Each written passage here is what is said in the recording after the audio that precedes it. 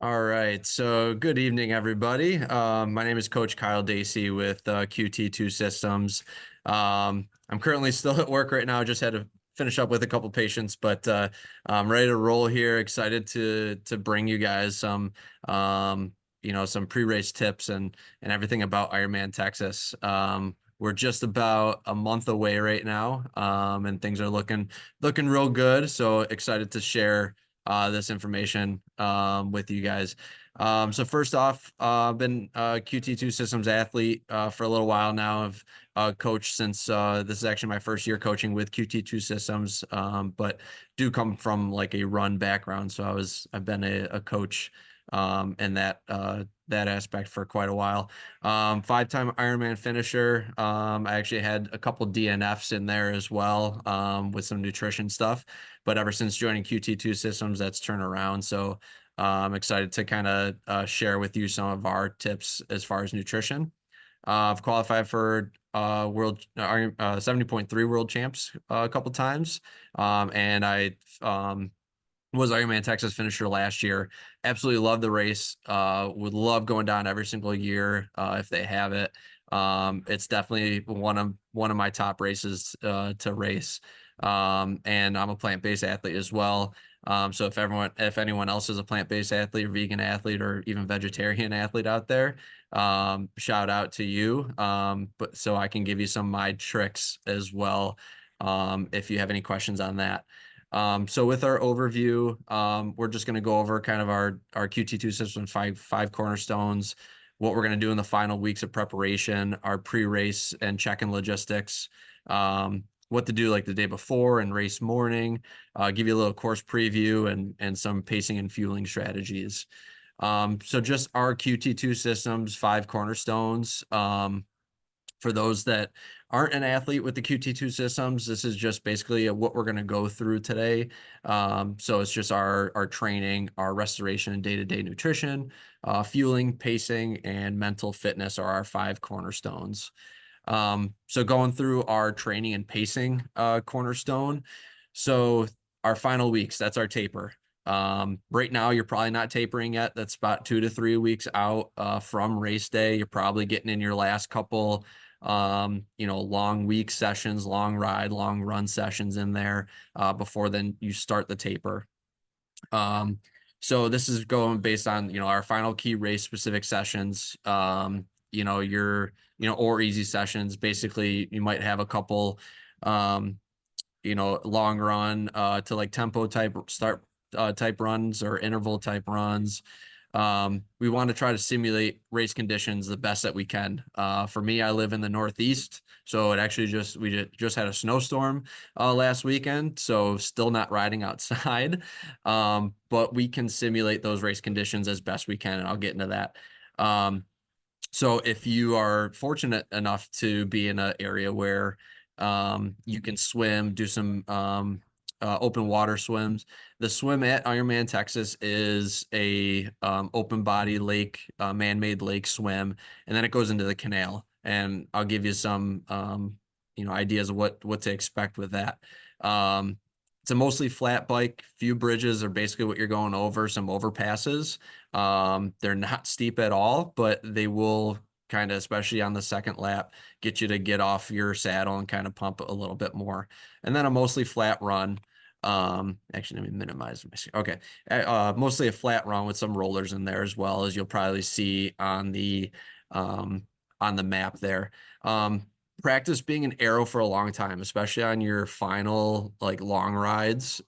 Practice being in that arrow position, get the shoulders acclimated to being in that position, get your back acclimated to being in that position. Also the different muscle groups that you're going to utilize in that position as well, because you will be, in order to have a faster, bike split and be comfortable, you need to be in that arrow position. And then heat acclimatization. Again, if you're like me and you're in the Northeast and you're still not able to ride outside, or it's still cold when you're running or when you're biking or running, and you are a big proponent on fans, start kind of doing some sessions without that fan on. See what your sweat rate is like. For me, for the most part, will bike with like two windows open and then a fan in my face and then a ceiling fan. So what I started doing was during a key session, I would turn off the ceiling fan and close the windows or close one of the windows and then still have the fan on in my face. And then over time ease out of, using a fan, just to get, acclimated to, possible 80-degree days in Texas. Be prepared for the wind. Last year, it wasn't as bad as years in the past. And I'll show you that in our course, but prepared to ride in wind. If you're fortunate enough to be outside riding, try focusing on riding against the wind as much as you can. And then when you are there in Texas in the woodlands, train on the course as much as you can, depending on when you get there. Except for the Hardy Toll Road. Can't go on the toll road. It's just like a highway. You don't want to do that. And then dress rehearsal, your ride and run, test your gear. If you have new gear that you're going to be wearing, do not save it for the race day. Try to ride in it. See if you need to add any chamois cream somewhere or body glide or anything like that. So this is based on like your own, like what you've been training with. If you've been training with heart rate or RPE or pace or power, stick to those numbers. And then the final weeks, again, 2 to 3 weeks out, there are no fitness gains being made. I've always heard the hay is in the barn at that point. So there are no fitness gains. So there's no, don't try to overdo it at this time. A lot of times, and I'd probably say more than none, is people try to panic train or try to overtrain. It's better to be 5% undertrained than to be 1% overtrained in that instance. And it's more important to be rested than to be sharp, especially leading up. So fluid intake, you want at least half of your body weight in addition to what's already lost during workouts. So again, that's a good thing to start doing with heat acclimation if you're on the bike inside. For nutrition, aim for 4 daily servings of, fruits and vegetables if you already aren't getting that in right now. Start kind of increasing that now, so that you can start being acclimated to that in your belly. So replenish meal day prior to your long run. Try to get high in carbs, low in fat. A huge thing that I'm a huge proponent on is sleep. Trying to get at least 7.5 to 8 hours, if not more, per night. If you're fortunate enough, try to get a couple naps in during the day as well. And then take some anti-inflammatory, measures such as omega-3, and hydration, reducing any stress that you may have around you if possible. And again, sleep. And then we also want to start tapering down our caffeine. If you're a huge coffee drinker like I am, we want to target less than 800 milligrams per week leading up to the race. And to give you an idea, an 8-ounce coffee is about roughly 90 to 100 milligrams. So if you have, 2 cups of coffee per day for a week straight, you might want to start getting that down a little bit.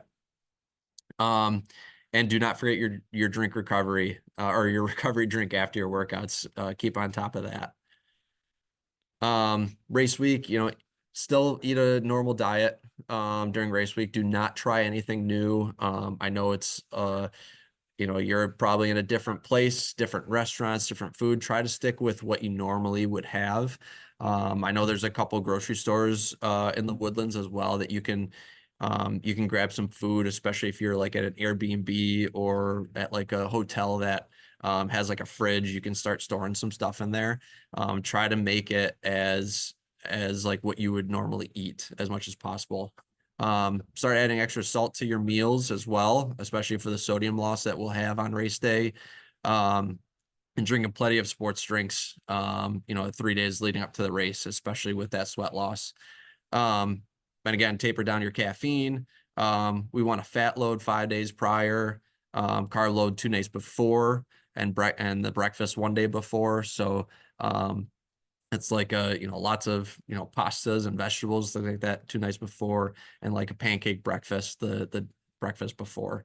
And then still making that sleep a priority, and staying off your feet as much as possible. And we'll go over like check-in and stuff like that. Ironman Village is is a lot of fun to be around, but we really want to focus on staying off our feet as much as possible. So fueling, use the products that you plan to use on race day, and we're going to go over a couple things with our electrolytes on race day, but still use the products that you have been training with. And it's because that we want to get the gut ready for race day. If we try anything new, our gut's going to respond poorly to it, and we're going to have a negative experience with that. And like using a recovery drink such as Clean Recovery. And then on race day, yeah, fueling may be the most important and most likely limiter on performance. And I can say that with, because I've had that instance where I've had 3 DNFs, and all 3 times were because of my poor nutrition. So if you haven't already been practicing with nutrition, you should be practicing with nutrition. Write down how much you get in, as far as like carbs, sodium, and also like do like a little journal, like how did you feel? How did the legs feel towards the final like hour of your ride? And that way you can start to kind of feel like what you need to fix now. And then mental fitness, again, just basically trying to get those stressors, out as much as possible. Focus on what you can control, which is your attitude, your fueling for sure. And then just trust the process, trust your preparation. You put a lot of work in, if it was 10 months, a whole year, trust all the accumulation of everything that you've done is going to come down to this. And basically what I've said, especially if this is your first Ironman, is it's just a long training day. And so start putting in like those visualization and like internal goals to yourself, like ask yourself why. And I know a lot of us for motivation try to look for like, what is our why?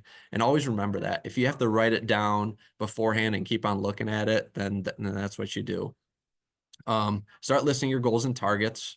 Goals we have 100% control over. Targets, which are number based, like, wattage, we could have some control over that, but sometimes we won't if our fueling's not on there.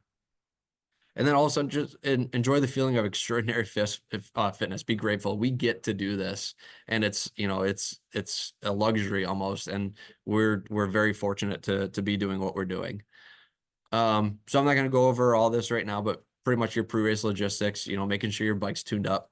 You're reviewing the athlete guide. The last time I checked this morning, it wasn't up yet, but you can probably start perusing last year's. Might be a few changes, but not much as far as like the course is concerned. Confirm all your reservations, with flight, with booking your hotels or making sure your hotel reservation's good. Rental car, make sure that's good to go. Something that I always like to do too is I always, especially being a plant-based athlete and vegan, I like to kind of research the restaurants that are around, and see like what they have and start kind of setting up little, places that I want to go. Or start writing down addresses that I need to go to. The more that you start to do now in preparation for your week there, you'll start to have less stress about, oh, where do I eat right now? It's 7 o'clock. I haven't eaten yet. Where do I go? So start kind of just perusing, around the area. There's a lot to do. So start writing things down that you may want to do. So our fun stuff. So our race check-in. So the expo's at the Waterway parking lot, and I'll have a picture of that. It's kind of a little funky to get to. I got lost the first time, but that's where Ironman Village is. That's where the mandatory athlete briefings are going to be. It's where you check in. It's where the store is, all that good stuff. Be prepared to put on some sunscreen. There are some trees around, but not a whole lot. So again, if it's hot, again, you'll want to be off your feet as much as possible. So our athlete check-ins are Wednesday, Thursday, and Friday. Most of the time during Ironmans, there's usually not like a check-in the day before, but with this race being on a Saturday, there is. However, it's only for 2 hours. So plan accordingly for when you arrive. If you need to get your bike assembled, like myself, make sure you have that all set up and squared away. If you have like your email or the email from active.com on your phone, make sure what I like to do too is I'll take a screenshot of that from my email. So that way I can just pull it up in my photos, and then have your photo ID. Most of the time, I guess they don't really check it, but they might. Well, the photo ID they will, but not necessarily your USA Triathlon like ID that you have. But yeah, get to the expo early. If you get there like on a Tuesday or Wednesday morning, perfect. Go Wednesday, get everything all done, squared away. So that way you have the next 2 days to just relax and kind of just maybe drive the course a little bit, really get off your feet. Um, and then the athlete briefings, like I mentioned, are right there at the Waterway parking lot. There are English and Spanish versions. These are the English ones at Wednesday, Thursday, and Friday. So again, if you're going to go on Wednesday from 1 to 5 p.m., or at between that time for like your packet pickup and the kind of peruse around, maybe go to the athlete briefing at 2 p.m. on Wednesday and try to plan things, around that time. Some other cool like race weekend events. There's a first timers question and answer that they have on Thursday, a pro panel on Thursday. I know with the new pro series that they have going on, it's going to be a huge race for pros. I know like Oceanside next week is like, I mean, there's like hundreds, it seems like, of pro athletes that are going to be there. So I suspect there's going to be a lot of pros there. So that might be fun to kind of go to. Again, stay off your feet if you can find a chair, at least sit down while you're doing that. There's a welcome banquet, which is at the Marriott, which is right next to the finish line area. There are tickets, I think, for non-athletes that you'll have to purchase. I'll have to double check on that. Then something cool that the Ironman's just trying to do is something called Magic Hour, which is like a finish line photo op on the night for the race. If you want to do that, perfect. Again, trying to stay off your feet as much as possible, and then trying to get to sleep at a reasonable hour. So that's just there in case you want to do that with like family and friends to get a picture. So I'm unsure how that's going to really go, how many people are going to be there. So if you can maybe scope it out, and if it's going to be like you're sitting or you're standing on your feet for too long, then I would just say just wait till the actual finish line to start getting your photo. Um, so your race packet, that's going to include, so you go to Ironman Village, you go to the check-in, your race packet's going to include your race bib, which only be worn on the run, stickers for your bike frame, your stem, helmet, and your gear bags. You'll get a swim cap. For those that are AWA or all world athlete, I believe you get a swim cap for AWA, and I think you can wear that on the first for your first race of the season. They might put a number on that for you. You'll receive a bike checkout ticket for if you're not picking up your bike and gear after the race. Give it to somebody, give it to wife, husband, girlfriend, boyfriend, sister, aunt, whoever, someone that you can trust with it, that's not going to lose it, so that they can pick up your stuff for you if they need to. You'll receive your wristband, and then the 5 gear bags, which we'll go over right here. So you have your morning clothes bag. It's a clear bag. You're going to put everything in there that you wear, in the morning. Sometimes I'll use this. Sometimes I have, my wife or somebody who can lug around like my backpack, who I make them lug around my backpack. And I'll just throw everything in there, or you can put stuff in your morning clothes bag. And this can be picked up after the race in Ironman Village at that Waterway parking lot, up until Sunday at 1 a.m. I would not recommend putting like keys in there or like hotel keys or phones or anything like that. So if you have no choice, then I guess that's fine. But I would err on the side of trying to have someone that you can trust to have like your valuables with them. You receive a bike gear bag, which is going to be blue. You're going to put everything in there like that you're going to bike with. So your helmet, shoes. I'm not sure if you're someone who wants to put their shoes on the bike in preparation. I know the pros are allowed to do that. I'm not sure about age groupers. So that's why attending that athlete meeting to see, what they say you can or can't do. I know some races you can't, some races you can. Um, put sunglasses in there, any nutrition that's not already on your bike in there, some sunscreen, extra layers just in case it's a cold start to the morning. And then some other clothing like a vest if you think you need that as well. You're going to drop off that bag and your run gear bag on Friday, along with your bike. So blue bag, red bag, and bike are going to be dropped off on Friday. and those can all be picked up at transition after the race up until 1 o'clock on Sunday. Two fun ones are bike personal and our run personal needs bags. So run is going to be orange. Yeah, I said that right, I think. Bike is going to be orange, run is going to be black. So these are bags that you're going to grab about halfway through each of those disciplines. Well, what do you put in there? You can put anything from extra nutrition in there, which I always do, extra bottles with maybe if you are carrying some different things on the course with you that aren't like in the aid stations. Like for me, I like Tailwind, so I'll put like another bottle in there of Tailwind, or some extra packets in there. I'll put definitely extra nutrition. I'll even put some spare tubes and like CO2 in there just in case I did blow out halfway through and I need to replenish just in case. So it's all like your just in case type of scenarios. That one and the run one, you're gonna put, extra socks if you want to. Any other nutrition, like another handheld bottle, which I've done in the past too, if you need that. The important thing about the personal needs bags is they will not be returned to you after the race. So do not put anything valuable in there. If you're okay with, you put like a spare tube or CO2 in the bike personal needs and you never grab it, hopefully you'll be okay with just not seeing that, ever again. But yeah, so don't put anything like if you have your favorite pair of socks, don't put that in your run personal needs if you're not gonna use them, because you won't see that again. Some races again, you can pick up your bag if you want to. Some like this one, I know you don't get that back. You'll bring both of those bags with you to the start line of the swim. There'll be a big area with a ton of volunteers that will take your personal needs bags. The run personal needs actually stays in North Shore Park, which is where you can grab it on either of the loops. And then the bike personal needs bag, they'll actually truck it out to the Hardy Toll Road, which is where it'll be starting on your second loop of Hardy Toll. So that's where that'll be. Some just tricks for those. Bring a Sharpie and like colored duct tape.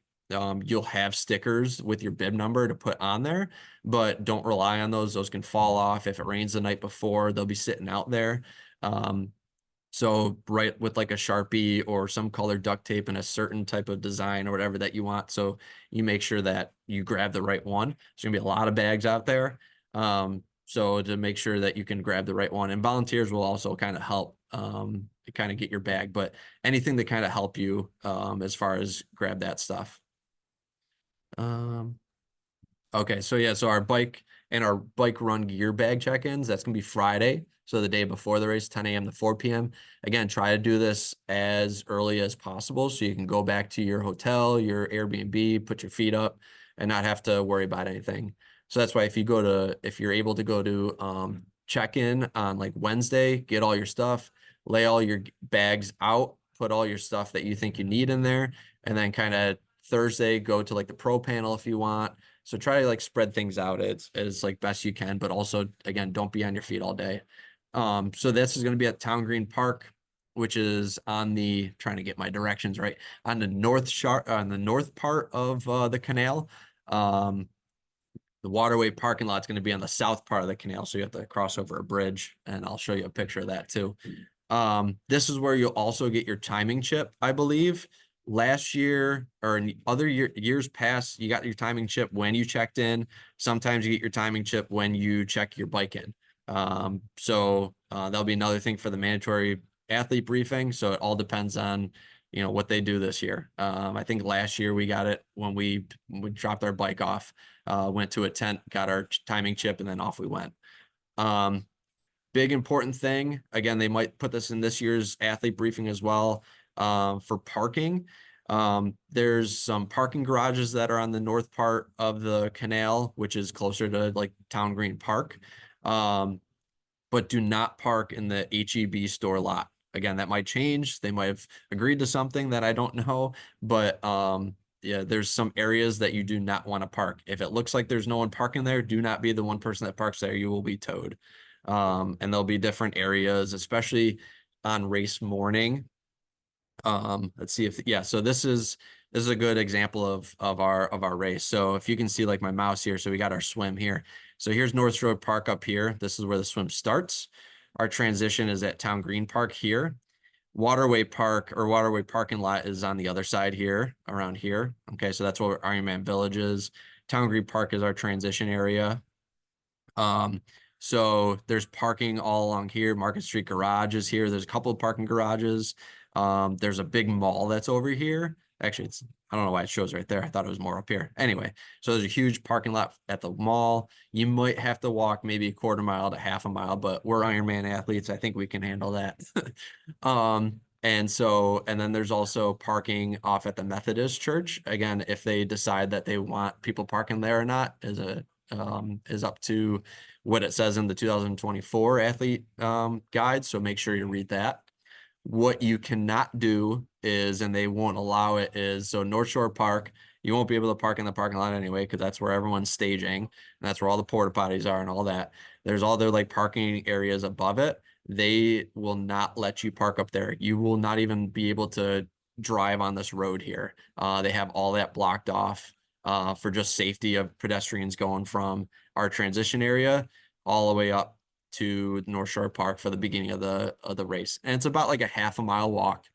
So make sure you give yourself enough time after transition all the way up into North Shore Park. There's a ton of porta potties if you got to take care of business, but also, again, leaving yourself enough time if you got to put that in your wetsuit and staging yourself, okay? So the day before, these are our final checks. You're maybe doing your short shakeout run, a bike, or a swim. They do have a swim practice. So I'll go back one here. They do have a swim practice. Again, hopefully it's the same as last year, but it was about, I want to say like 900 meters total is what they did. They had buoys out there, but it's a good way to kind of see what the race start's going to be. So here's like our race start. They had it maybe like out to like here, then they had you turn around. So you can do multiple loops if you want to. I think it was open for about 2 hours or 3 hours last year. They'll give you a timing chip, just a temporary timing chip, just so they can know how many people are in the water, when you go in, when you come out, that type of thing. So you have to give it back to them. But it's a great time, especially for us in the Northeast. If we haven't done any open water swimming yet, and we probably wouldn't be until this race, to kind of get that feeling of being around people, being in some waves and things like that. So I think that's a great opportunity to get in a nice kind of shakeout swim. Charge your electronics. So if you have Di2 electronics, make sure that's in like your packing list of things. Make sure you're doing that on Thursday. So on Thursday night, charge your electronics, especially for your Di2, because Friday you're going to be checking your bike in. So you don't want to get to Friday morning, you're like, oh no, I forgot to charge my Di2. So try to set that up Thursday night before you go to bed. And then charging your Garmin, your watch, whatever it is, charge all your electronics. I would say Thursday, or definitely, Friday for like your watch. Setting out your gear for race morning, we kind of just went over that. Once you get your bags, hopefully like on Wednesday, maybe Thursday, put everything out that you're going to need for your bike and run gear. And make sure you have everything for each discipline. Maybe it's a good time now to start kind of making a list of things, and then you can always add to it or subtract from it right now, because you might forget something while you're rushing to get that list going. So start making a list now of the things that you might need to put in those bags. Pre-race clothing, it is a little chilly first thing in the morning in Texas. Could be 50, it could be 60. So it really all depends on the weather at that point. So make sure you're staying warm. You want to keep your core temperature at a decent temperature. You don't want to be shivering beforehand once you get in the water. And then putting things like after race snacks, if you're particular about what you want. They do have food, like a food tent for after. So our day before final checks, they have this cool like statue looking thing or whatever at Ironman Village. So this is kind of what it looks like here. They got some athletic brewing. They had like some samples last year. Don't do what I did and try it the day before. If you've never tried it before, again, do not try anything if you haven't already tried it before. Don't try anything new on race week, that is. So to confirm your race morning logistics, go over it with your family and friends, just so they're aware of things. Have them set their athlete tracker up to track you all day, and make sure they bring extra chargers because it sucks your battery out. Um, Early to bed, set multiple alarms, have family also set alarms as well, and get your feet up. Like I mentioned before about that finish line photo op, if you want to do that, great. But priority is in your race experience and having the best race yet you can. So try to have your feet up as much as possible the day before. With going to bed early, once you're looking at like the athlete guide and seeing what the schedule is as far as when transition is open, when the race starts, and you're thinking about, oh, what time do I have to wake up in order to eat my breakfast or do this kind of stuff, start kind of tapering into that feeling now. So like if you need to go to bed and if you're able to go to bed like at 8 o'clock in order to wake up at 4 a.m., start that, but start like in little like 10-minute increments so that you're going to bed 10 minutes, a little bit early each day so that by this time, it's not like a huge shock to you and it doesn't shock your system. So race morning, what you're having it, first thing, simple carbs, fluids, electrolytes, small amount of protein. Remember, we're high on carbs throughout the day. We don't want to be consuming any fat or fiber. Making extra trips to the bathroom. That was me one year as well.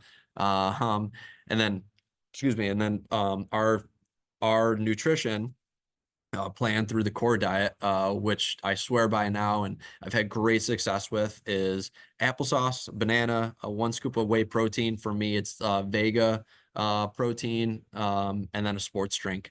And then bring with you, a gel to the start line as well to have about 15 to 20 minutes prior to the race start, just to kind of replenish those glycogen storage, and then sip on a sports drink until the race start. Especially important now to get kind of ahead of your nutrition when you're in the water for an hour to 2 hours. You're not consuming anything while you're expending energy, so it's important to kind of get ahead when you can.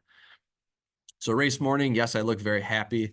This was, I think, this might have been Ironman Lake Placid last year, but yeah, so it's a happy day first thing in the morning, when your family's all excited and you're about to just endure 10 to 17 hours of pure happiness on that course. No, it's all good. It's gonna be fun.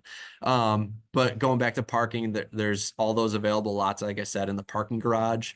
You might have to walk a little bit, about half a mile to the transition if you're going to park in those parking garages along Lake Robbins Drive. And then, set up all your bike and everything that you need to do. And then another half a mile to the race start. So again, a mile walking in the beginning of the day, not a huge deal. I've had to walk further than that for other races as well. But it's better just and there was a lot of parking actually. I think we got there a little bit later than I wanted to. And it ended up being, very easy with the parking. So just give yourself an extra time though. You'd rather be there, 15 minutes earlier than you want, and maybe just kind of just take a deep breath in the car before you start getting out.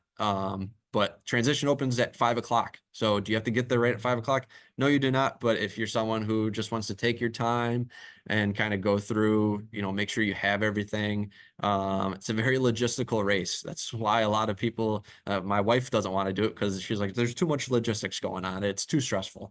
But get there in enough time that you think you need. So if you want to get there at 5 o'clock and then have some time for yourself to kind of just like lay down, take in the sights, listen to music, whatever you have to do not try to get there at 6 o'clock, because you'll be rushing, and that's the last thing that you want your cortisol levels to be doing right beforehand. So like I said, try to get there, try to, if you live or if you're staying like half an hour away, don't try to leave at 5:30, thinking you're going to get there in good enough time. Okay. So that's what I said about like the early to bed type thing. Make sure you review your transition layout, where the bags are. When you drop off your bags Friday, you'll get to know like where your bags are. Maybe take a picture of it, where it is. If there's like a landmark that you want to look at, to see, maybe where your bags are, if you want to count the amount of rows that you're in. but also, like I said, there's going to be volunteers there to kind of help you. It was pure chaos. I got out of the water around an hour 12 last year, and it was just chaos around. So make sure, again, you know, like where your bag is. There's going to be signs on there too. So like bib number 101 to 129 here and things like that. Same thing with the bike. Count how many like racks there are between like the bike out and your bike, or the bike in and your bike, and take pictures of that too, so you kind of know you know, where it's going to be, and so you don't try to, you know, go around trying to figure out where your bike is and expending energy with stress levels there. So you're dropping your personal needs off in morning clothes bags until 6:30. So again, that's going to be at that North Shore Park. And start applying some sunscreen, especially since you might forget coming out of the first transition. And then and fueling. So our swim starts at North Shore Park, like I said, in that parking lot. T1 and T2 are at Town Green Park. And then we finish at the Waterway Ave Bridge, which is right next to the Waterway parking lot where Ironman Village is. Swim, it's a point to point. You kind of go out and back, like I meant, like I showed you on that first picture, and then we're gonna go right into the canal. It's a good way, and we'll go over it, to kind of break up the swim into like 3 different segments. We'll go over that. Bike is an out and back section that's about 20 miles. Then we're 2 loops on the Party on the Hardy for about 80 miles. And again, we'll break that up as well. We're back to T2, which is only about like 12 miles. So it's a little bit longer out to the Hardy Toll Road than it is coming back. So once you get off the Hardy Toll Road, just know you're almost there. Really good road conditions, actually, except there's no shade and there's wind. So you have a lot to battle out there, but that's why it's a lot of fun. It's a party. You're passing people on either side. The one, I think it's they call it, yeah, the southbound lane is closed completely. So we're on both sides of the road going back and forth. So it makes it a fun time, especially when all the bikers are out there. It's cool to kind of see your friends and everyone else, even the pros, when they go whizzing by you at 30 miles an hour. So it's a lot of fun. Just keep your head up, especially during that time. Last year, I know there was a couple of bike crashes. So yeah, keep your head up.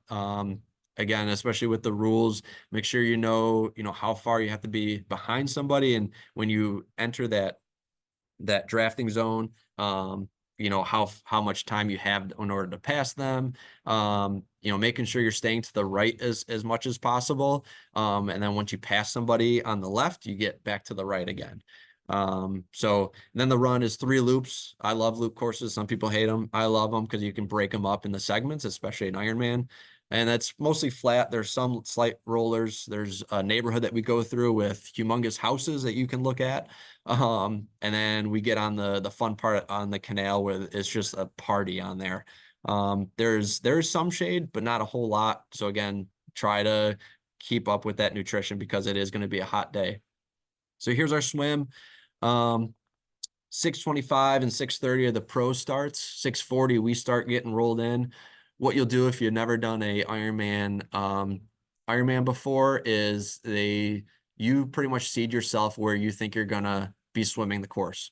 Do not overestimate yourself, because if you've never swam that fast, you're gonna get overtaken, and it's gonna make for a very hectic swim for you. So try to line yourself up, maybe talk to people around you like, hey, how fast do you think you're going to be swimming, and so forth. So you make sure that you're in the right, corral. There'll be signs up there too that say, how you're like, this is like the under an hour, line up, right here. If it's like an hour and 1 to an hour and 10, line up between these, an hour and so forth. So all the way up to 2 hours and 20 minutes, which is how far that you have, or how long you have, once the last person enters the water.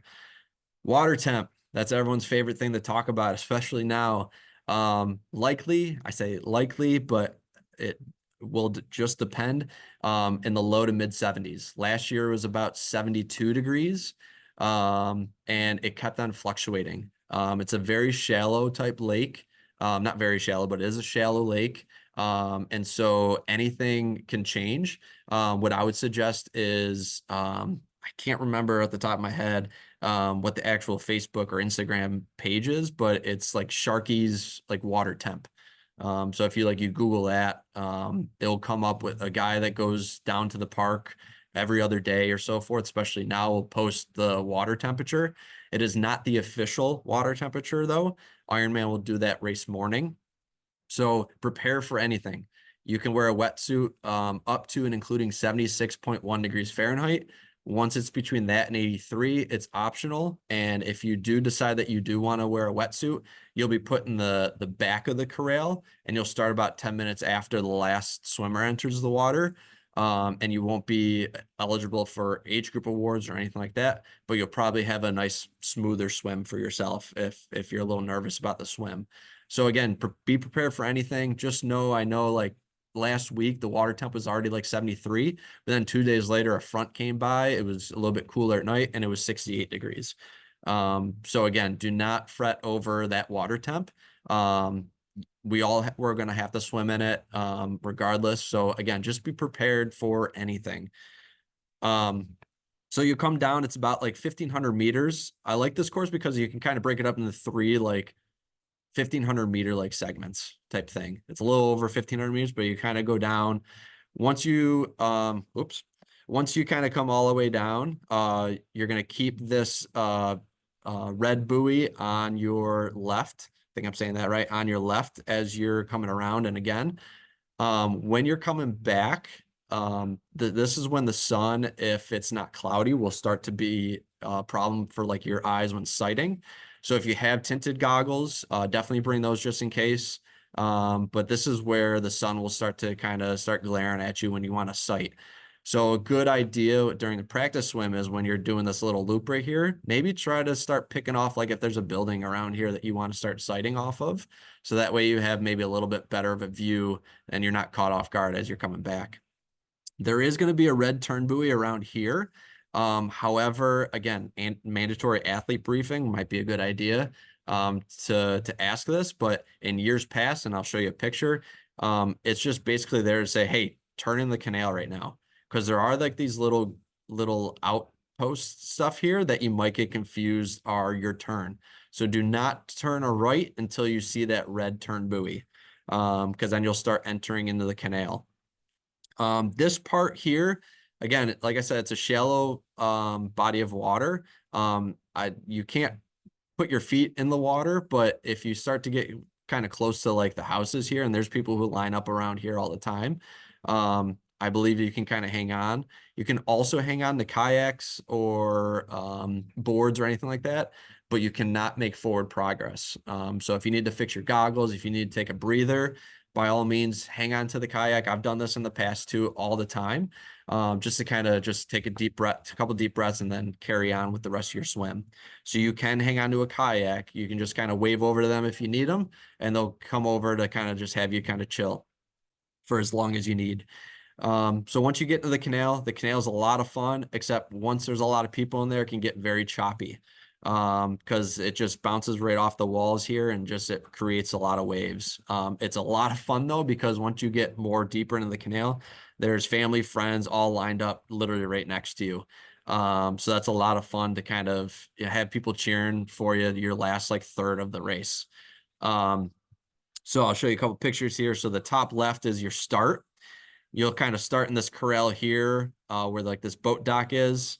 You'll immediately start to take a right. And then as you can see, again, there's a lot of people here, people on the bridge here watching. You go all the way down, come on back up, and then the turn is somewhere around here. This is the part where you do turn. So you're coming back up facing the sun.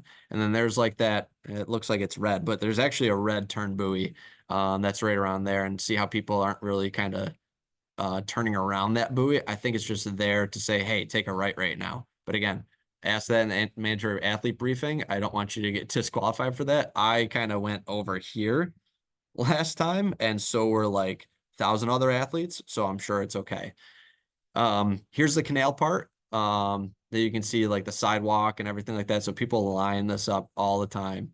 And it's a great kind of thing. Here's the end of the canal. You'll go around. So this is where you have to go around this red turn buoy. And this is what's great about this is there's so many volunteers that are helping you off the stairs. So take your time.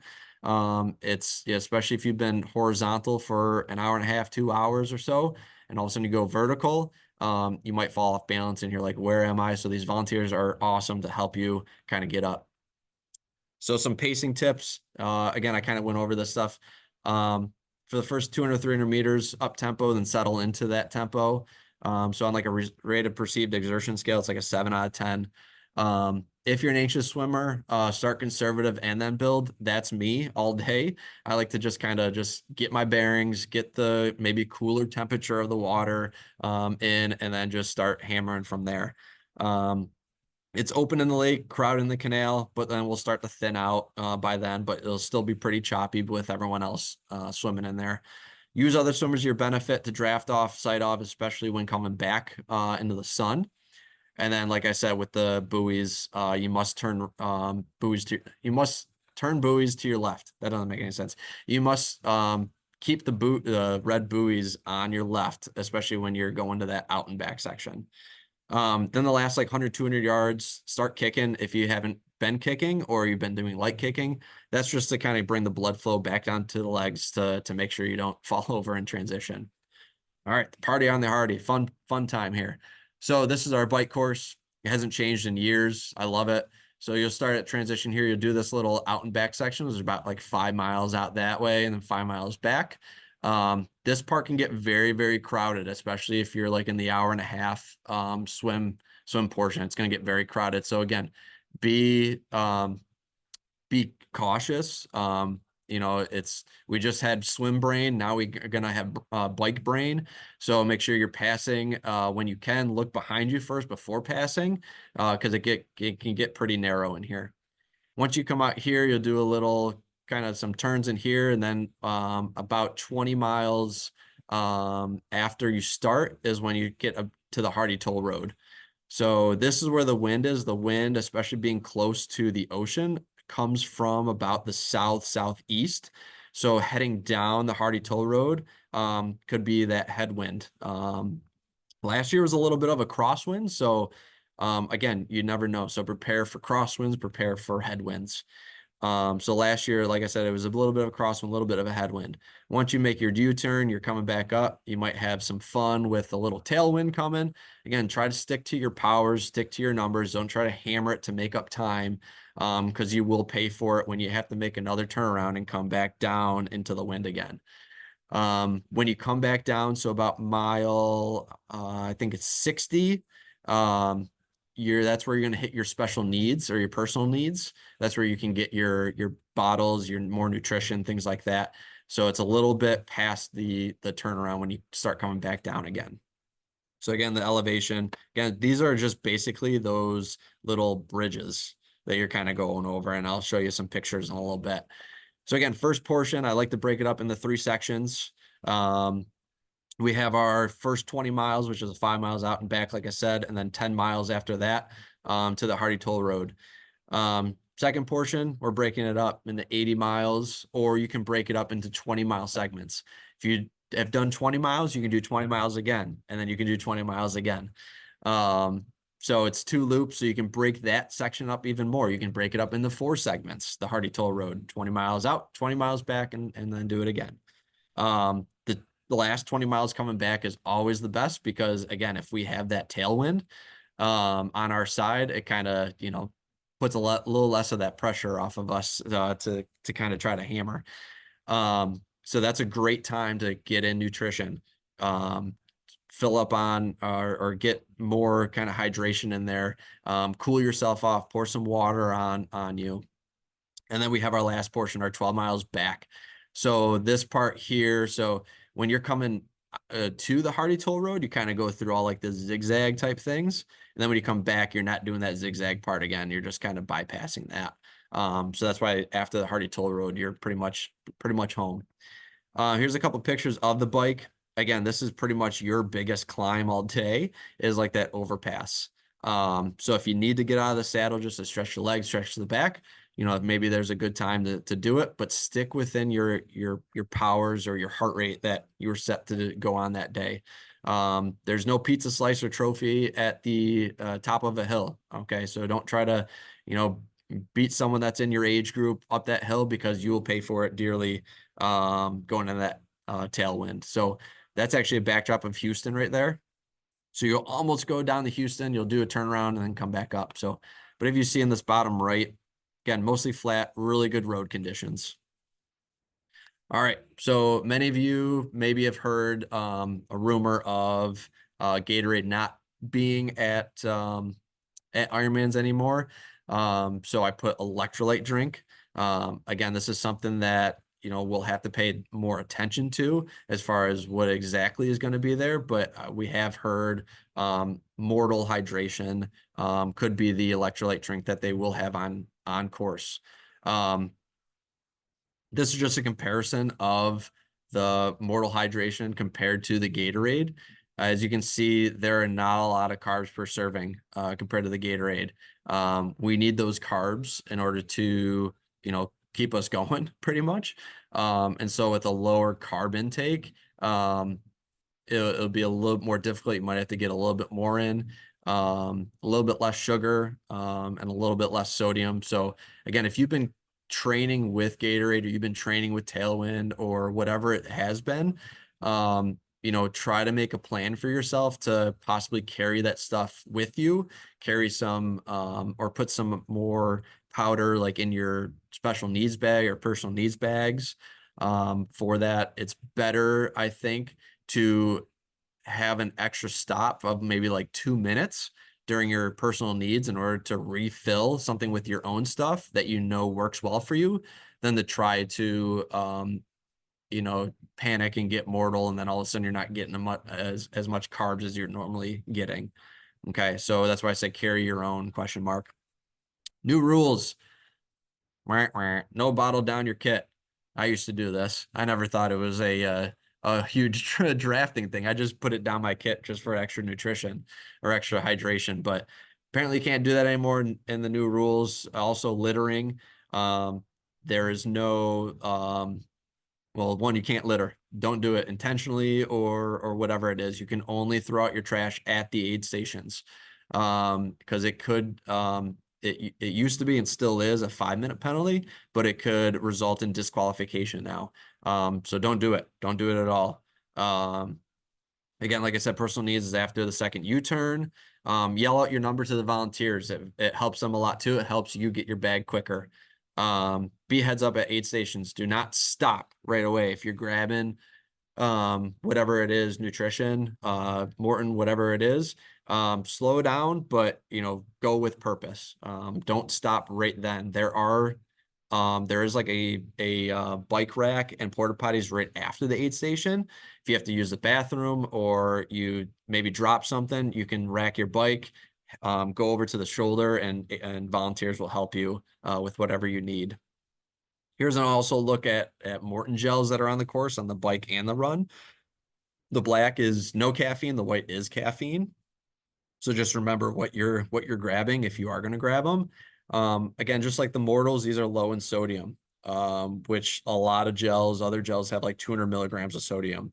And the caffeinated ones are high in caffeine, which most of the other gels again have like 20 and 25. I think Never Second has like 75, and I think that's high as well. So, and then just that consistency of the Morton might be a little yuck to a lot of people. I know the first time I had it, I had some gut issues. So again, do not try something new on race day that you haven't tried before. Try to carry your nutrition that you've been using. So for bike pacing, we go based off our heart rate like a U shape. Again, as able with the terrain and the wind, it's going to be probably a little bit higher against the wind just to try to keep pace, but try to keep it as average as you can. The second half of the course will be about 2 to 3 beats higher than the first. Again, power, meter out your power evenly on the flats and the overpass bridges. And then cap that. So if you're expected like 200 watts over the course, I wouldn't go over, 250, especially on the bridges. Just gear down and just kind of spin the legs out a little bit. And then, yeah, don't overdo it when facing the headwind. Stay arrow, stay on target. Take a couple of deep breaths. Just know that you'll have a tailwind coming back. And then that's an RPE 5 to 7 on a scale of 10. So we shouldn't be hammering going 10 out of 10. So here's just our equipment. Again, helmet, that's a thing that a lot of people like to not argue, but just kind of debate is going with like a standard helmet that has more vents for cooling purposes or with an aero helmet. So it's completely your personal choice, whatever you've been practicing with. You again, wheel choice too is going to be depending on the wind. Like last year, like I said, it was a crosswind. So if you've never been in on a disc wheel before, probably now's probably not a good time to practice that. So go again what your comfort level is. So again, here's our penalties, drafting violations. Again, these are all in the athlete guide, so make sure you read these. And especially with the new rules, which again I've the like with our zipper, you can unzip your top, but it must be connected at the bottom, top over the shoulders, and you have to zip up for the finish line. And then females can wear sports bras, and you can get a DQ if that's not remedied properly. Um, Another thing is the equipment for like wind resistance, like the bottle down the front of your shirt. So that includes, any bottles hydration or any insert located in front of the athlete's race suit and any insert in an athlete's calf sleeves. So it's an automatic disqualification if they find you with that. And again, another one too. I'm sure you gotten an email on this stuff. I won't read this whole thing, but you can't start adding things to your bike that shouldn't be there, like duct tape, for instance, to try to reduce drag and things like that. Um, and that can result in a disqualification as well. All right, the run course. Um, so run course again, like I said, 3 loops, and I'll break it down in each loop as well. It's about 8.7 miles each loop, and you can kind of break that up in these different segments that I'll have. So you go out to No Shirt Park, some sidewalks and paths along a couple roads. You go through a neighborhood again with some rich houses, so you can take a look at those with the lake on your left. And then the waterway path, Hippie Hollow, which is probably the best thing in the world. Which if you've never experienced Hippie Hollow before, you're in for a treat, and you'll go through that 3 times, which is awesome. And just get ready for sun and a lot of spectators. It's very spectator friendly. So how to break it down? So our transition to North Shore Park is about 1.5 miles till you get to like your personal needs. If you need your personal needs bag, then right at 1.5 miles, you will not be able to use it again. So try to strategize yourself if you want to get it on the second loop or on the third loop, but just know that you will not be able to access that again. From North Shore Park to Panthers Creek Drive and Woodlands Parkway, so a little bit of the roads. The lake will be on your left. There's some shade in some of the paths, but again, depends on where the sun is that day and when you're running. That part's about 2.25 miles. Then once you take a left off of Woodlands Parkway and go to the neighborhoods, that's about 1.25 miles. So again, like these little segments are very doable. So if you have to start kind of going through your head, visualizing yourself going through these parts, it's better to break it down that way for some people. And then the waterway pathway, which the Hippie Hollow and a lot of spectators is for a good chunk of that loop, so which I love. So just know that you got to go through maybe like 3-4 miles of maybe nobody and some aid stations to, very good chunk of each loop with spectators cheering in Hippie Hollow. So here's a couple pictures on the left. Yeah, that's Hippie Hollow. A guy banging a trash can at you as you run by. This was last year, me run through Hippie Hollow. And then as you can see on this like pathway here, there's a lot of spectators that line up the whole entire canal. So it's a lot of fun. Again, same thing with fueling. The aid stations are about every mile. You'll get water, that electrolyte drink. Red Bull will be there, Morton gels. There'll be a lot of, there'll be Coke, chips, pretzels, bananas, everything that you can ask for. There will be ice as well. Someone was giving out like freeze pops one time as well. Oh, felt amazing. And then sponges, I put an asterisk because sometimes that's like a hit or miss whether some races have sponges. So don't rely on that, but there will be ice for you to kind of throw, in your hat or down like your kit. Or again, you start carrying your own as well. So pacing, so your heart rate's going to be a little bit higher than on the bike, about up to 10 beats higher.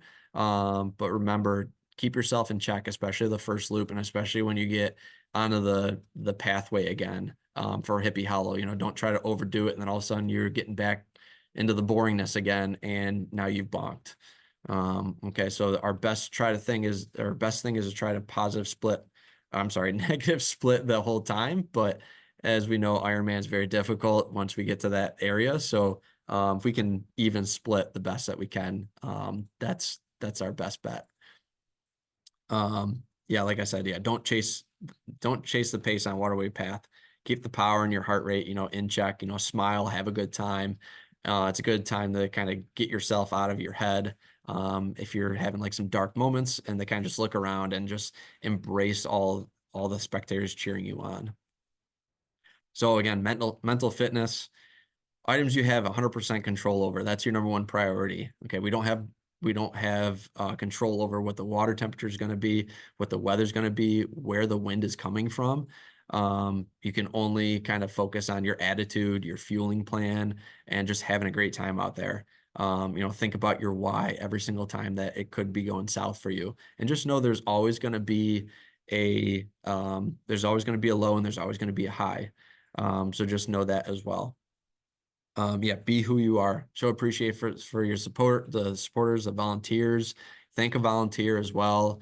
I volunteered at a bunch of Ironman races too, and it is awesome to hear athletes thank you for doing all that for free, standing out there all day in the sun for free. So here's just some time cutoffs. You have 2 hours and 20 minutes to finish the swim. You have at the 10-hour and 30-minute mark to finish the bike, which here are some intermediate cutoffs. It may change. This is based on last year's, and it's also based on traffic and police presence and all that kind of stuff too. And then you have 17 hours to complete the whole entire thing from the time that you start.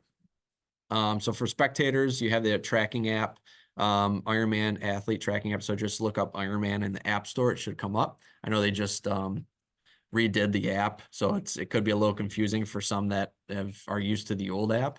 So kind of play around with it a little bit, get your family and friends put your name on there prior to the race. Probably won't show up right now, but maybe the week before your name might pop up there. And then also a week before, or even like start now, talking to your friends and family who are going to be there about where they should spectate at the bridge for the start, and then along the canal. For the bike, they can see you mostly out of transition. My wife actually found me on the Hardy Toll Road last year, so just be safe. Park legally if you're going to do that, not on the Hardy Toll Road, but there are some like side roads that you can probably park on and kind of just walk over to the Hardy Toll Road.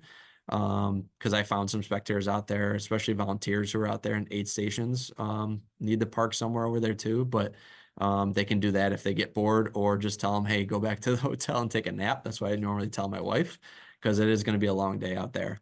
And then on the run, they can see you in multiple places. Tell them to go to Hippie Hollow, have a fun time at Hippie Hollow, or anywhere along the waterway path. There's restaurants and things like that they can sit at, so that when we run by, we smell, the hamburgers and just think that we want normal food instead of all the gels all day. Yeah, it's real fun. And then post race. So again, like I said, we have to check out all of our gear and our bike up until 1 a.m. on Sunday. We have to have our wristband in order to get in and to check out our bike. And then if you finish at a good time and you're feeling good, come back to the finish line, cheer on those that are still out there. It's a lot of fun, very inspirational to come back and watch everyone finish. If you're someone who is wanting to get an award, or is getting an award, or want to see if you have a slot to World Championships, that's going to be the next day at 11:30 at the Marriott. They have 75 Kona slots for men, 75 knee slots for women, and that actually gets sorted out the day of the race to see how many people are in each age group. So we won't know that until race day. Morning clothes bag pickup, like I mentioned before, and then support the local community. Go to local shops and restaurants, be courteous, tip well, and just explore. Have a fun time. This is an experience. It's a race on Saturday, but it's a whole experience. You get to go somewhere that you may not go to regularly, so it's a very fun time. A little small city in there, and it's very clean, very fun. Everyone's very nice there. And follow us for more stuff, QT2systems.com, Core Diet. And any questions? Those are my two doggies. And then there's my email too as well. All right, thanks, Kyle. We do have a few questions in the chat box, so Okay. just gonna go through those quick for you. First question is, where can we learn whether it will be wetsuit legal? Sure. So they'll have, that's a great question.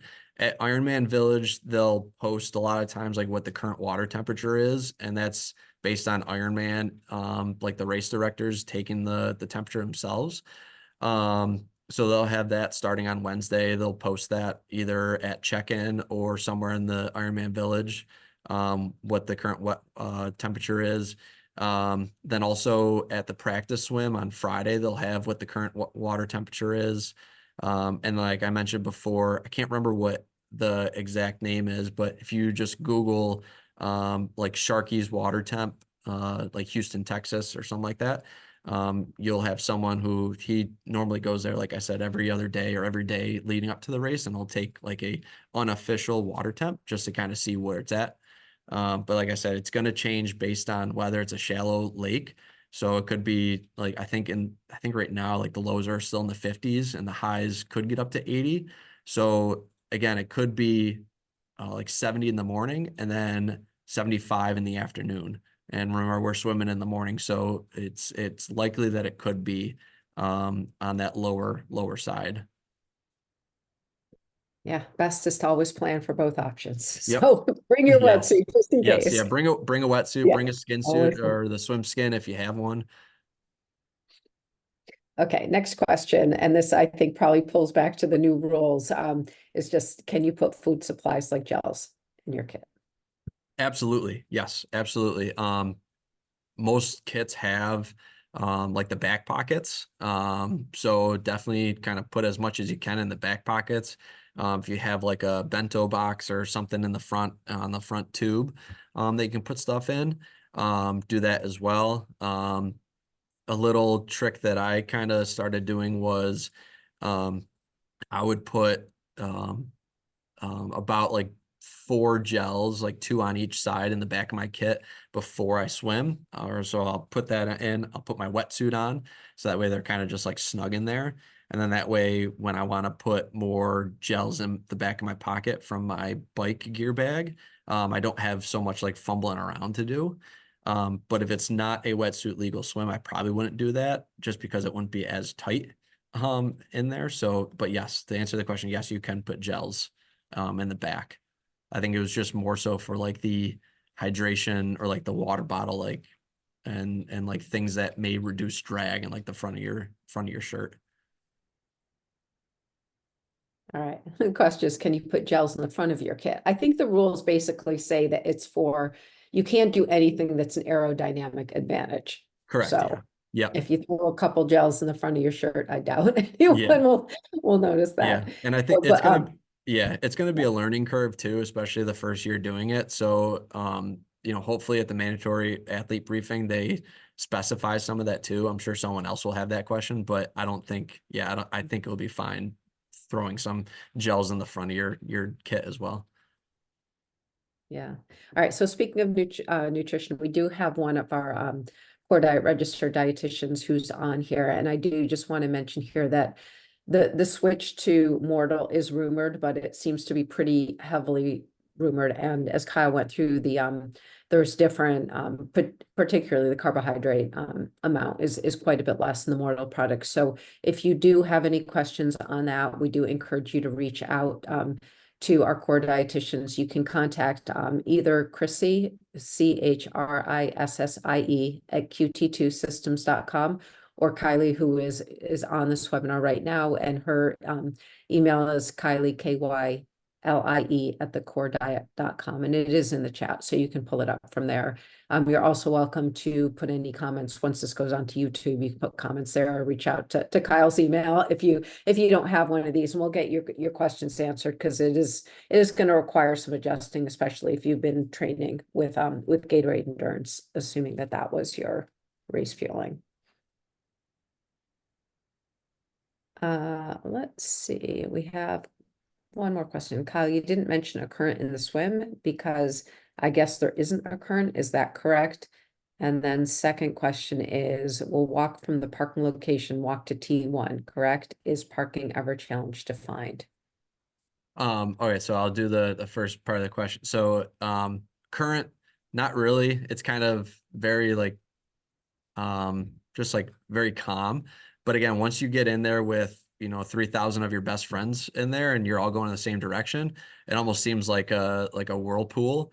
I know like Lake Placid, for instance, is like you go around like an out and back, like kind of like in a rectangle twice, and it turns into like a washing machine almost. So like it almost seems like your second loop is a little bit quicker because of just that like whirlpool type thing. I mean, it's not bad, but that's kind of like how Texas is a little bit. When you're going out, you're kind of just going with the flow of, 3,000 other people. But no, there's no like real like choppy waves or big currents or anything like that.